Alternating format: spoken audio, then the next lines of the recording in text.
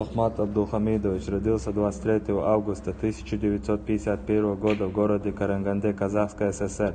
В 1980 году по направлению Гудермесской соборной мечети поступил в Бухарское медресе Мир Араб, позже окончил Исламский институт в Ташкенте. В 1989 году был инициатором создания и до 1994 года руководителем Исламского института Северного Кавказа в селе Курчалой, создан в 1991. В 1990 по 1991 года учился на шариатском факультете Иорданского университета. В связи с провозглашением независимости Чеченской Республики осенью 1991 года прервал обучение и возвратился на родину, где стал активным деятелем духовного управления муфтията Чеченской Республики, заместителем муфтия Чечни. С 1994 года. В 1994 году исполнял обязанности муфтия Чечни.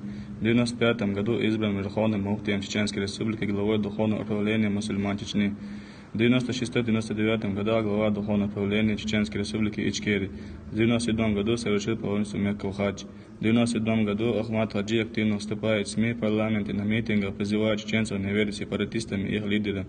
Итогом выступлений становится волна антиваххабизма, поднятая жителями республики в июне 1998 году. В августе 1999 года осудил вторжение отрядов сепаратистов республики в Дагестане, разорвал отношения с режимом Асхадова, объявил Гудермесский, Курчуловский, Нажиюртовский районы Чечни зоной свободной от ваххабизма. В сентябре 1999 года объявил о готовности поддержать антитеррористическую операцию федеральных войск. 12 июня 2000 года указом президента Российской Федерации Владимира Владимировича Путина Ахмад Хаджи Кадыров назначен главой администрации Чеченской Республики и официально вступил в должность 20 июня 2000 года.